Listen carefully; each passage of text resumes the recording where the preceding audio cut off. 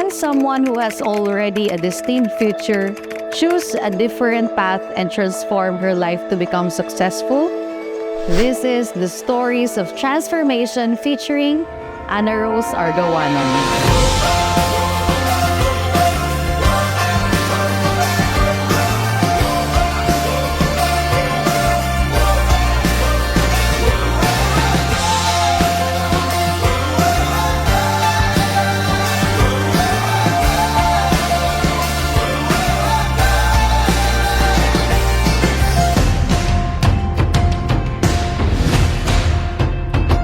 Ana Rose was born in Kasiang Island in Palawan, na the typical kind of life na very isla, that ang nagpaanak sa kanya ay isang komadrona.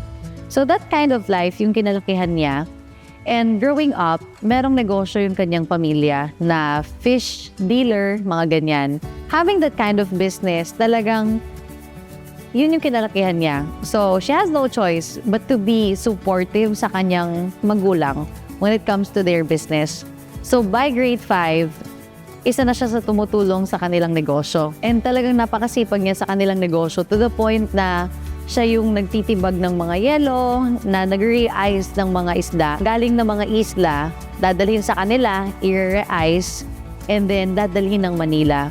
So lumaki siya na talagang napaka-bilis kumilos, ang bilis magsalita, and knowing Ana Rose, ganun yung personality na dala-dala niya hanggang ngayon. Talagang very, sige, bilisan natin to, paspasan, kumbaga, para magawa yung isang bagay. Si Ana Rose, napakasipag niya nasa negosyo nila. And at the same time, she's high-performing in school. And at the same time, sumasali rin to ng mga singing contest sa school nila. And during college, sa sobrang madiskarte ni Ana Rose, naisipan niya na what if magkaroon din siya ng side hustle. Kaya nag-apply siya as assistant ng dentist for 2 years. Yun yung ginagawa niya. And it's because may gusto siyang bilhin sa mall. Kaya lang, hindi niya nang hiningi sa kanya mga magulang. Siguro dahil alam niya rin na ganun kahirap magtrabaho, magnegosyo ng parents niya. Kaya gumawa siya ng own diskarte niya sa buhay.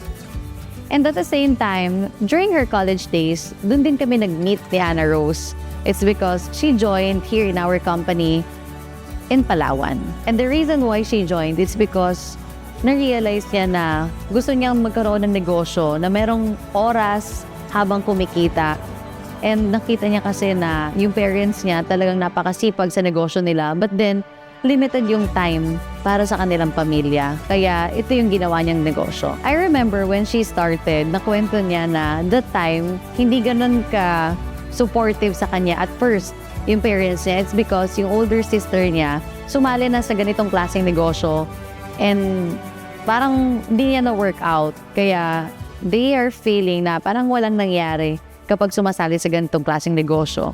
Pero siya, she persevered and na-realize niya na iba ako sa ate ko. Kaya she continued doing the business kahit estudyante pa siya. So she continued doing the business. Naging okay naman, nagka-first check pa siya, nalibre niya pa yung mama niya sa first check niya. But for some reasons, may na-experience siya sa kanyang family that kailangan siya ng mama niya for medical reasons. So for 2 years, nakapag-stop siya doing the business kasi pabalik-balik siyang Manila, Palawan, ganyan. And then, after quite some time, may na-realize siya that she wants to continue this business and pumipili siya if Cebu or Manila. So, she decided to come to Cebu. So, pagdating niya dito, it wasn't an easy journey kasi talagang nagsimula siya from scratch. And nung mga moments na yun, she's actually reconnecting to all na mga kaapelido niya, ng mga Argawanon in Cebu. Sinesearch niya na yan, ina-add niya as friend, and nakikipag-communicate siya na parang, uy, saan ba yung roots ng family ninyo? Baka relatives tayo. So, nagkaroon siya ng circle of mga strangers turned into kamag-anak na na-found niya lang sa Facebook kasi ganun nga siya kadiskarte. And that time, naalala ko, ang dami niyang nabibentang produkto dahil dun sa mga kinanak niya na kamag-anak niya na first time lang din siya na-meet.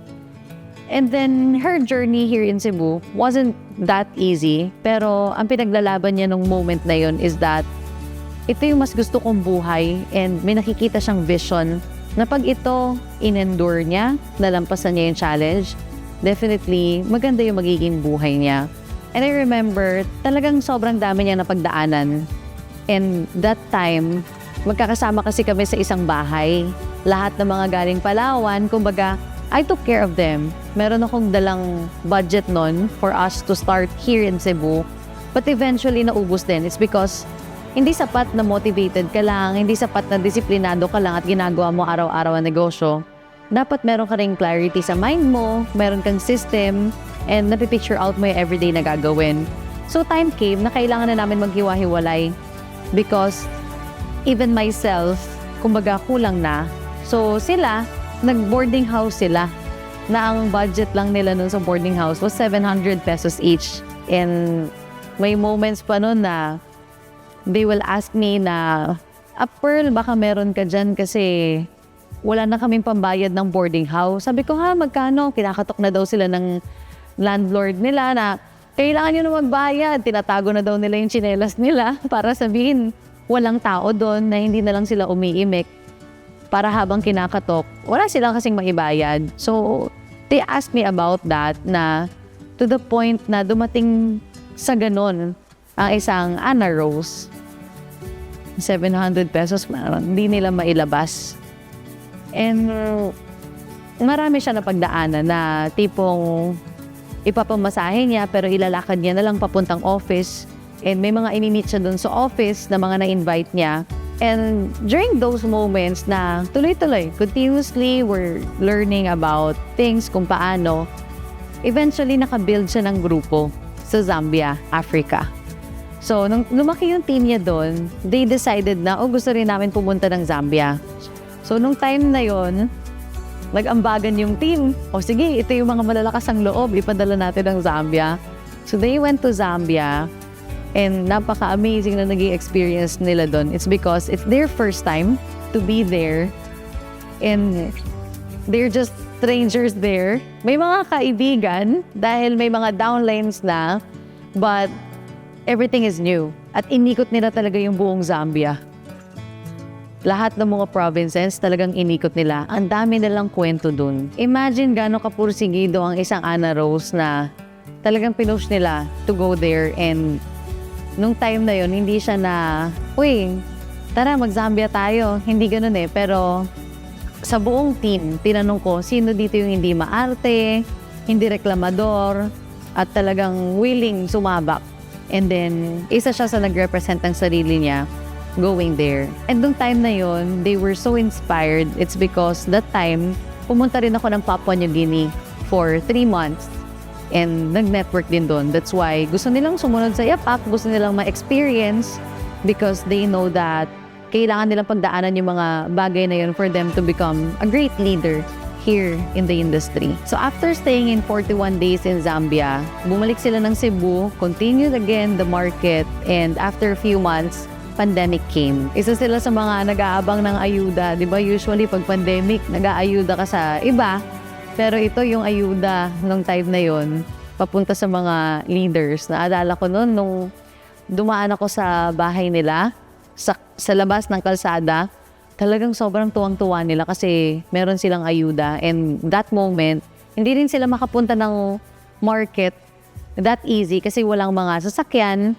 So, nung time na yon from lugar nila, lalakarin nila ng sobrang layo papunta sa market para makabili ng mga groceries, gulay, and then going back, lalakarin din nila papunta dun sa bahay nila. And I remember that moment, sabi ko, bisitahin ko kayo dyan, daan ako sa inyo, nung first hub nila. And then I went there, pagpasok ko ng door, walang sofa, wala ring dining table. Like pagpasok mo ng door, ang nandun lang, lapag, kutsyon, and that's it, sama-sama silang lahat. It's like huge sapin, and nandun na sila lahat. And hinanap ko, saan yung dining table? Saan kayo kumakain? Sabi nila, dito lang. And then nakita ko monoblock. Doon sila sa monoblock, yun na yung upuan nila, hustle chair nila, hustle table nila, and doon na sila kumakain. And then that time, Anna Rose's mind, parang ano pa siya, hindi ganun ka-abundant. Kasi sabi ko, kumikita naman na kayo ng malaki, bakit hindi kayo mag-level up ng titirhan? Pero para sa kanila, hindi pa kami kumikita ng malaki, hindi pa namin kaya yan. And then, sabi ko sa kanila, ito yung magiging effect kapag lumipat kayo sa magandang neighborhood compared to nandito kayo ngayon. Kasi even their CR, common CR, and imagine in one room, ilan silang nandun? 6 or 8 na siksikan sama-sama. Kala mo isang buong pamilya pero halo-halo yun nandun na buong grupo niya. So it was actually a journey of choosing abundance versus pagtitipid. It was actually a journey na sabi niya, parang di pa kami ready kasi ang laki ng babayaran, doon maraming aircon, doon mas malaki yung bills. Pero naalala ko na nag-usap kami ni Ana Rose and na-realize niya na, sige, I will take on this journey and I'm ready to level up. So nakita ko kay Ana Rose, siya yung isang leader na at first, syempre isipin niya, but lagi siyang sumusunod na sige, yes, upline, sige, gagawin ko yan. Kasi, na-realize ko yun nung time na nag-CR ako sa kung saan sila nagsistay. Common CR na nga, puro yero pa yung gilid. Na parang may butas pa na pwede kang, uy, kamusta ka dyan? Parang ganun. Na parang, ito yung CR ninyo, parang hindi ako makapaniwala na dito kayo. Pero looking back at Ana Rose life, talagang dun siya sa pamilyang may negosyo, malaking isdaan, komportableng buhay, but she chose to be here and decided to have her own entrepreneurial journey. So time came, after nung usap namin, lumipat na sila ng panibagong bahay. It actually opened a lot of abundance sa kanya, pero alam niya that whenever na magle-level up ka ng buhay, ile-level up mo rin yung skill mo, yung galing mo, and everything. So si Ana Rose and her team talagang nakasabay because of this dahil napakasipag niya talaga ever since. And talking about that, naintindihan ko rin naman si Ana kung bakit nahirapan siya na pumasok dun sa subdivision at dun siya tumira because when she went here in Cebu, first niya na tinirahan, nakikitira lang siya sa tito niya na kailangan niya rin magbantay ng bakery, pero libre yung bahay, no?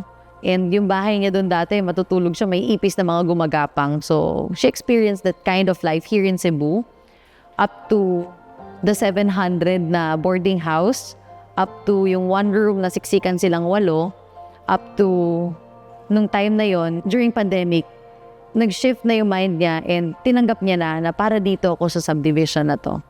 So, talagang ang dami niya na pagdaanan na experiences na itong tao na to kahit anak ng isang negosyante, hindi talaga siya maarte. And then, doon na nag-start yung pag-transform ng buhay niya. Imagine from someone na dati naglalakad lang from office papuntang boarding house nila to someone driving her own car, which is Camaro, na napakaganda, brand new Camaro. From someone na nakikitira lang dito sa Cebu na libre, ang kailangan lang magbantay ng panaderya and tipong may mga ipis pa daw na gumagapang sa kanya, to right now, meron na siyang sariling place na napakaganda ng view in an exclusive subdivision here in Cebu, that she's enjoying her own place, her own comfortability, at napakaganda ng kanyang bahay. Ana Rose is the product of resilience and determination. Kaya yung nakita niya ditong vision, talagang pinush niya. And talagang napakasipag ng tao na to. Walang arte, walang drama.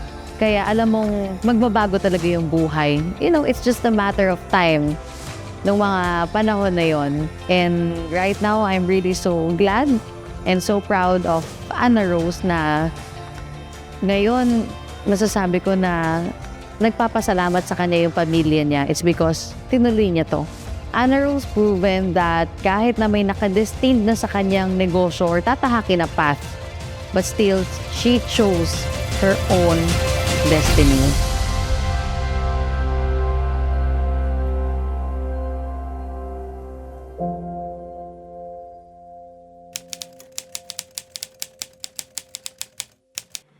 Bata pa lang ako, sobrang achiever ko na talaga sa school. Naalala ko dati, 12 a.m. pa lang, wala na yung gumigising na yung parents ko. Kasi kailangan nilang pumunta ng school ng maaga. So, every time nagigising yung parents ko, dahil isang room lang kami, nagigising din ako. So, bata pa lang ako, talagang nakita ko na yung buhay pag nasa negosyo. Naalala ko, grade 5 ako, sinasama ko pa yung kapatid ko sa school, si Angeline, kasi walang magbabantay sa kanya. Kasi yung parents ko, nasa isla. Kumukuha sila ng mga isda. Kaya maaga pa lang, nagkaroon ako ng responsibility. Yung bata ka, pero nagbabantay ka din ng bata. And I experienced na school, bahay, tulong sa magulang. Yun naging routine ko nung bata ko. Na-experience ko pa na pag galing ng isla yung parents ko, dala nila yung isda. Talagang from box na nasa bangka, tatanggalin namin lahat yon at ililipat namin ulit sa another box na puno ng ice. So, dun ko talaga na-experience na yung kamay ko talagang naninigas na siya sa sobrang lamig. Kasi imaginein mo, from box, tatanggalin mo, tapos itatransfer mo sa another box na puno ng ice. And wala talagang mapalalaki, mapababae. Kasi nagbabantay ako ng ice na namin eh. Tapos block of ices, hindi siya yung ice na nabibili mo na tag 2, tag 5 pesos, hindi. Yung talagang ice siya na sobrang laki. Para siya kasing laki ng table, yung laki niya at yung haba niya, at nire-re-ice ko yun. At sometimes pag wala kaming tao na nagbabantay sa ice na namin, tapos biglang may bumibili, ako yung nagre-re-ice. So talaga nilalagari ko. Kaya siguro hindi na ako lumaki. Kasi imagine mo yung ice na yun, lalagariin mo, tapos ilalagay mo pa ulit sa sako, lalagyan mo ng tawag sa amin doon, labang. Ibig sabihin ng labang, yun yung sa bigas, palay ng bigas. So yun yung nilalagay para hindi siya matunaw. So talagang early age ko talaga, I experience yung hindi dapat ma-experience ng maaga ng isang bata, but because I want to help my parents, kaya siguro ganun. Talagang I give them, bilang isang anak na talagang sinusuportahan ng magulang, I give the best na tulong sa kanila. Nung nag-graduate ako ng college, pumipili ako kung doon ako mag-aaral sa munisipyo namin sa Taytay. Pero sabi ko, gusto ko sa city. Kaya yun yung reason bakit ako napadpad sa Puerto Princesa City. So doon ako nag-college, and sa pag-college ko na yon, second year college ako. That's the time na dumating ako sa point ng life ko na pag pumunta ako ng mall or may gusto akong bilhin, parang ayoko na humingil ako sa parents ko. Kasi nga, nakita ko talagang yung hirap na may one moment yan na hindi ko makakalimutan na umattend ako sa isang presentation sa AIM Global. Tapos sabi ng nagsasalita doon na tingnan mo yung pag-uwi mo ng bahay, tingnan mo yung magulang mo. Tingnan mo sila habang natutulog, titigan mo. So ginawa ko siya. So nung ginawa ko yun, sabi ng speaker that time, kasi nakakasama ko yung parents ko matulog, but never ko sila nakitang tinitigan habang tulog. So sabi ng speaker, kapag yung magulang mo is nakakunot yung noo, ibig sabihin nahihirapan sila, or pagod sila, or hindi sila masaya. So nung umuwi ako, tinitigan ko yung parents ko habang tulog sila. Tapos nakita ko na yun nga, confirm. Yung sinasabi ng speaker, yun yung nakita ko sa magulang ko. Sabi ng speaker that time, if ito yung makikita mo sa magulang mo, it's a sign na kailangan mo talagang gawin ng negosyo. So yun yung moment na turning point sa akin. Kaya nung na-invite ako dito sa AIM Global, sabi ko, I need to do this business. Kasi hindi ko nakikita na parang gusto kong mapa-experience sa magulang ko yung totoong happiness. Na this time ako naman yung nagbibigay, ako naman yung nagpo-provide. Nung nag-start ako na mag-network, hindi siya talaga sobrang naging madali as na-i-experience ng iba. Because that time, isa sa pinaka naging challenge ko is hindi ako nagkaroon ng supportive na family. Yung panahon na yon na ine-expect ko na sila yung mag-cheer up, sila yung mag-encourage sa akin, yun yung hindi ko nakuha sa kanila. So, may maraming moment ng pag-network ko talaga na kasi once a month lang kami binababaan sa Palawan ng training team. So, may mga time na gabi ako umuwi. Like, siguro mga 2 a.m. na ako umuwi. Kasi talagang ako yung uhaw, matuto. Ako yung tipo ng tao na I'm hungry for learnings. Because sabi ko nga, sinimulan ko na to eh. Kailangan matuto ako, kailangan kong gumaling. And nung nalaman ng parents ko na nag-join ako dito sa networking, at nalaman nila na madalas na akong gabi umuwi, kasi nga every time na after ng school, magmi-meet ako ng prospect or ng clients ko. After ng school, it's either mayroon akong pupuntahan na lugar or imi-meet na someone. So, nung nalaman ng parents ko yon, sinabi niya yung ate ko na, which is nakitira lang ako sa ate ko. Sabi niya na umalis na lang daw ako doon sa bahay na tinitirahan ko kasi gabi naman ako umuwi. So that time, dahil masundo rin akong anak, so umalis ako. Sabi ko, sige, alis ako dito. Kasi nga parang lahat kaya kong gawin para sa pangarap ko. Kasi nga nasimulan ko na siya eh. So yun yung isa sa very challenging sa part ko na ang daming mga, parang kaya ko kasing tiisin pag ibang tao eh.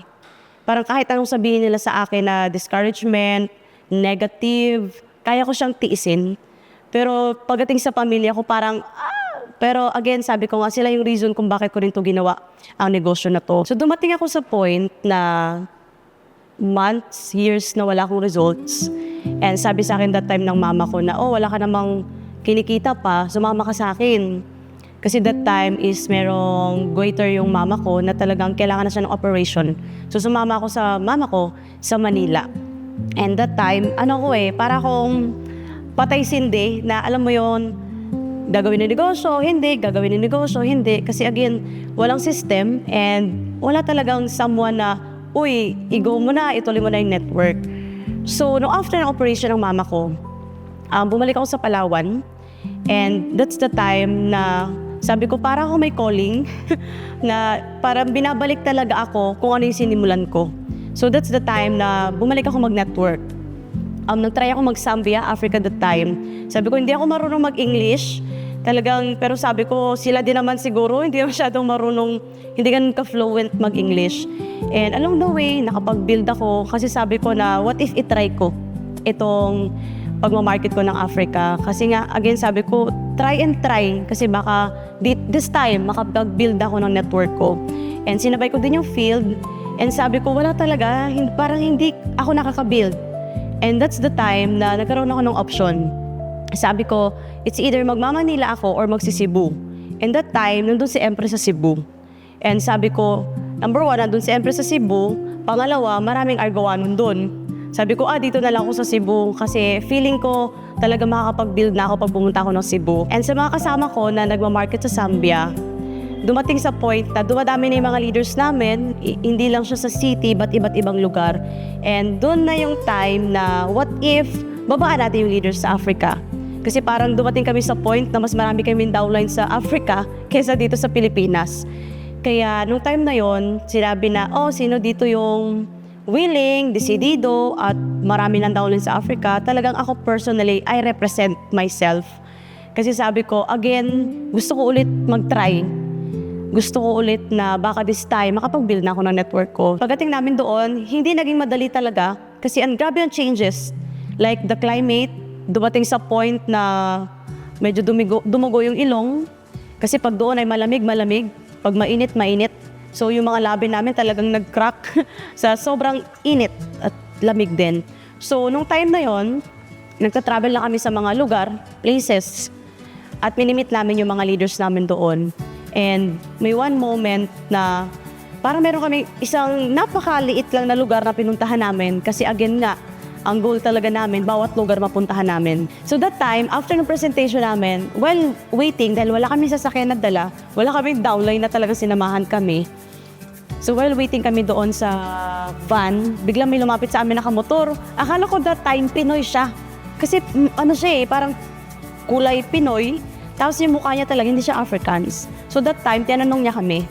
Sabi niya na, what are you doing here? Tapos sabi namin, tourist. Sabi niya, pwede bang tingnan yung passport? Can I see your passport?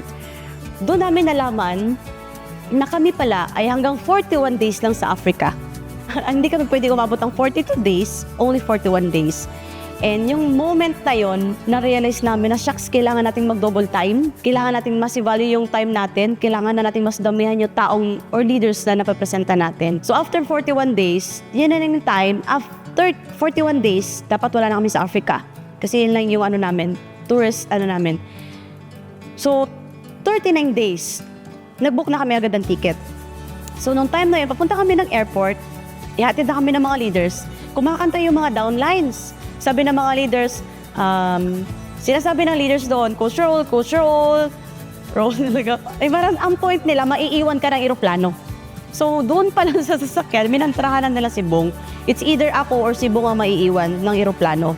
So nung time na yun, bumili sila sa Hungry Lion kasi yun yung fast food na sobrang sikat sa Zambia.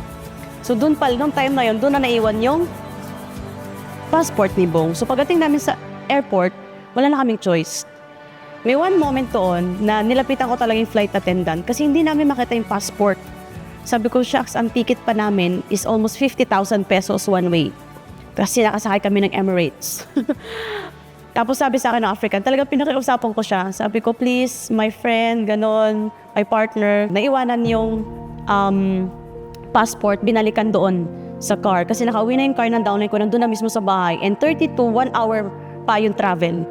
Tapos pinakausapan ko talaga. Sabi niya na, di ko makakalimutan doon na naging reason na gusto ko talagang yumaman. Sabi niya na, bakit ka pumunta sa Africa na wala ka palang perang dala? So nung time na yun, para akong,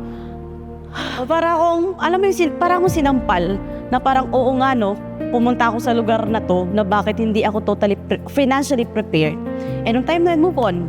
Wala, naiwan na talaga si Bong kasi 2 minutes na close na. And doon ko na-realize na gusto ko magpayaman lalo. So nung bumalik na kami ng Cebu, tinuloy namin ulit yung network. Nag-build pa rin kami still sa Africa. Kung ano yung na-build namin sa Africa, tinuloy na namin dito sa Cebu. And that's the time, dumating yung pandemic.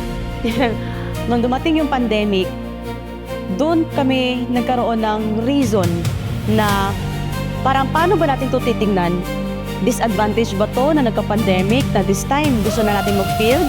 Or eto ay advantage sa atin kasi nasa bahay na lang tayo, lockdown, mas may oras tayong gawin yung negosyo. Naging mindset namin that time, doon na nag-start na nakapag-build si Empress ng system ng Elites Empire.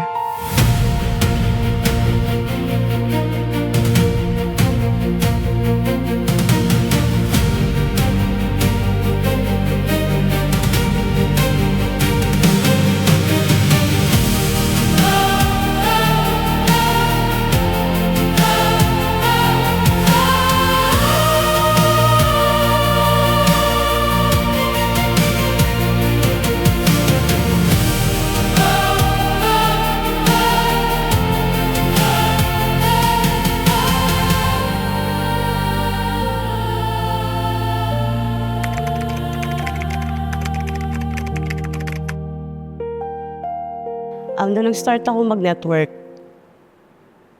ang motivation ko talaga ba't ako nag-join is family, parents talaga. Kasi parang from someone na sobrang exposed sa negosyo, imagine from bata hanggang nag-college, talagang na-expose ako sa negosyo ng parents ko. So sa aming mga magkakapatid, kung sino man yung pinaka-naka-experience talaga, is isa ko doon sa amin. So, kaya nung time na yon, sabi ko na kaya ako nag-join ng AIM Global para talaga sa family ko, parents ko. Kasi sabi ko, yung negosyo namin hanggang kailan, dumating ako sa point na hanggang kailan nga ba yung negosyo ng magulang ko. Parang hanggang kailan sila gigising ng maaga, hanggang kailan na pupunta ng isla, hanggang kailan na magre-re-ice, magbabalot ng mga block of ices. So parang sa akin, hanggang kailan? Kaya sabi ko that time, nung nag-join ako ng AIM Global, gusto ko talaga silang maalis kung saan sila. Hindi man maalis, pero siguro nai-imagine ko na one day, iba yung magiging, kung before, malaking impact yung negosyo namin sa aming lahat ng magkakapatid at sobrang grateful ako doon Pero nung time pa lang na yon na na-meet ko yung AIM Global, sabi ko time will come, ang AIM Global na magiging malaking impact sa magulang ko. So one time, while I'm hitting my biggest goal, 3 years ago, kasagsagan na talagang I'm on fire. Alam mo yung para kang walang pinapakinggan, wala kang, hindi ka lalabas ng bahay because malaki nga yung goal mo na gusto mo makuha. And I receive a call sa sister ko. Ang dami yung call, siguro mga 20 times na tawag. Tapos nagulat ako, ba't ang dami tawag ng ate ko sa akin? Ring ng ring, ganito, ganyan. So that's the time.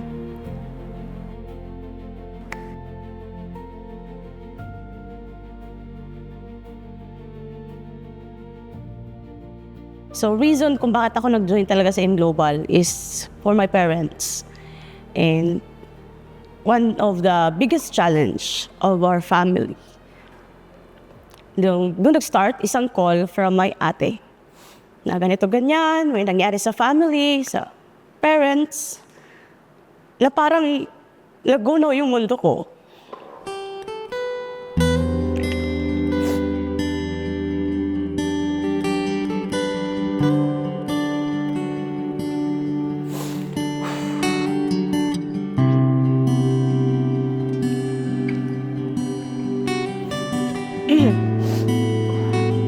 Parang nagunaw yung mundo ko nung time na yun. Kasi yung number one reason kung bakit ako nag-network is my parents.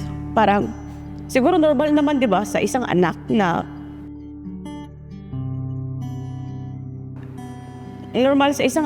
gusto maka-give back sa parents mo.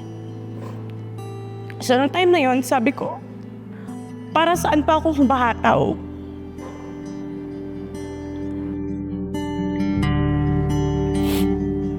At the time, nawalan ako ng reason more, ba't ako magsisipag? Parang dumating ako sa point ng network ko na, for what? Para saan ako umahataw? Para saan ako nagbibigay ng best ko? Kung alam kong wala naman tong patutunguhan because wala naman na yung parents ko pareho. Separated na sila. That's the time na nasabi ko sa sarili ko na parang I want to stop. Parang pwede ba ako magpahinga? Dumating ako sa network ng gano'n na I want to rest. Gusto ko mag-rest. Parang Lord, give me more reason to continue. Yun yung moment na pinag-pray ko kay Lord. Bigyan mo ako ng reason na tumuloy. Bigyan mo ako ng purpose. Kasi kahit papaano that time, I'm earning, siguro 6-figure, kaya kong kumita kahit papaano kung di na ako mag-work hard. Kasi kahit papaano nakapag-build na ako ng network. And that's the time na I share it to Empress. And ang laking factor ni Empress sa buhay ko talaga.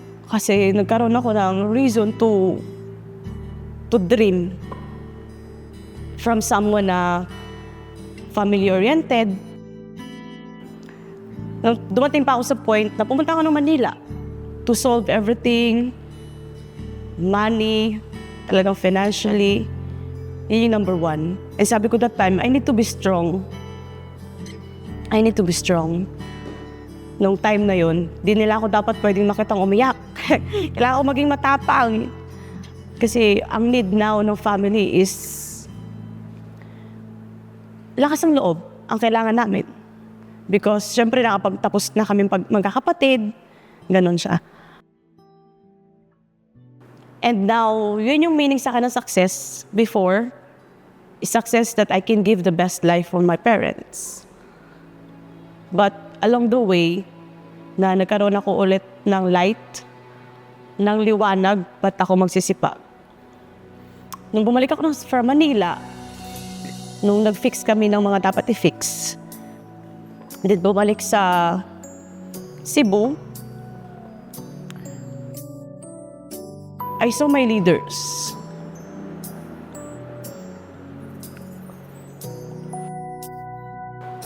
Tinignan ko yung mga leaders ko na nakasama ko for how many years. Na lumaban talaga sila sa pangarap nila. Hindi nila alam kung anong nangyari, but nakita ko sila na nag-all out sa negosyo, nag-full-time, and knowing their backgrounds, knowing their reason ba't sila nag-join. Siguro dahil pinag-pray ko kay Lord na give me reason na ituloy yung negosyo. Kaya nung pag-uwi ko ng Cebu that time, I saw my leaders, I saw the hubbers, na parang habang tinitingnan ko sila na sabi ko, eto yung mga taong nagtiwala. Eto yung mga tao na bigyan ng hope, nagaganda buhay nila sa Elites Empire. So sabi ko that time, kung titigil ako, paano yung mga tao nagtiwala? Paano yung mga tao nangarap, nagaganda buhay nila because of Elites Empire? Kaya malaking factor na may mentor. Because that time, si Empress yung nagpa-realize sa akin. Sabi niya, Ana, lakihan mo puso mo. This time, hindi na para sa sarili mo, kundi para na sa maraming tao. So, doon nag-start. Doon nag-start na nagkaroon ako ng reason more. And 3 months that time, before ako mag-share sa MOA Arena. Yun yung time na tinawagan ako. Ako, mag-share ka sa MOA Arena. 3 months before, ha? Tapos sabi ko that time kay Empress, Empress, paano ko mag-share? Paano ko mag-share na? This is one of my dream. Isa to sa pangarap ko na mag-share sa MOA Arena. At nanonood yung parents ko. Pero ang time na yun, isa na lang yung nanonood. Kaya I'm so grateful sa Elites Empire. Kasi sila yung naging strength ko. Yung clap nila, yung sigaw nila that time na, "Go Iron Lady!" Yun yung naging lakas ng loob ko that time na, ay, kailangan ko talaga itong ituloy. Gabi nun, before ako mag-share sa MOA Arena, sabi ko parang, ayaw kong ituloy. Kasi parang hindi ako fulfilled 100%. But nung nakita ko yung purpose na, sige, Ana, show up. Marami kang ma-inspire. Yung kwento mo, maraming tutuloy. Pag narinig nila yung story mo, maraming maniniwala na hindi sila susuko sa pangarap nila.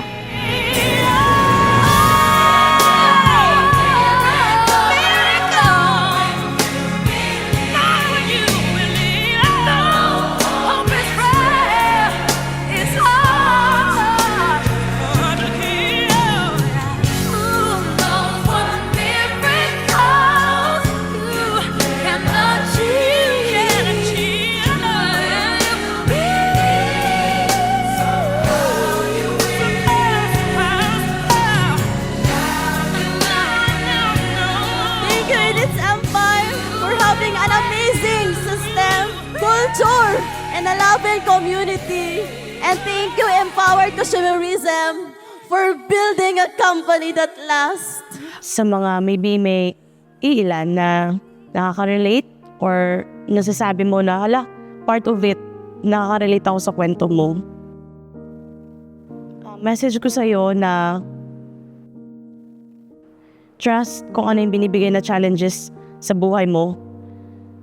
Kasi nung time na na-experience ko yun, sabi ko na lang na, Lord, kung ano man yung will mo, ano man yung purpose mo, na magiging kwento ng buhay namin.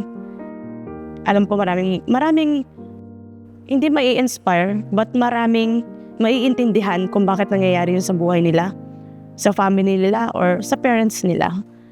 Kaya, understand. And dumating na rin kasi ako sa point ng life ko na naintindihan ko din.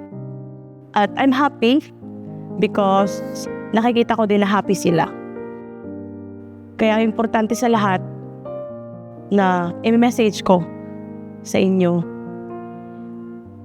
is ano mang mangyari, iintindihin natin yung situation hindi mo man makita ang reason kung bakit sa iyo nangyari. Kasi nung time na yun, parang napaisip ako na sa dami naman, Lord, ng pamilya sa mundo, bakit pamilya namin? Parang sa dami naman ng family, yung magkakapatid, bakit sa amin? Bakit sa amin mo binigay na okay naman kami for how many years? Kaya wag mo lang questionin. Kasi ako naniniwala ko na lahat ng nangyayari sa buhay natin may purpose. Hindi mo man maintindihan yun ngayon, but along the way, maiintindihan mo siya. At along the way, ipagpapasalamat mo. Hindi man dahil nangyari yun, pero ipagpapasalamat mo na naging way to na marami ding taong nabuhayan ng pangarap. Marami ding taong tumuloy sa pangarap. Marami ding taong nabigyan ng pag-asa at hindi sumuko. Kasi may mga ilan akong naririnig na wala na yung parents ko, separated. At hindi napariwara na rin yung buhay. Parang okay na, naging reason nila para hindi gumanda yung buhay nila. Naging reason nila to fail. But ikaw, magiging reason mo siya to succeed. Na ganun man yung nangyari, pero ikaw ang mag-iiba ng kwento. Kikreate ka ng own story mo na alam mo maraming may inspire because of your story na naging palaban ka at mas nakita mo yung beauty sa lahat na nangyari sa buhay mo.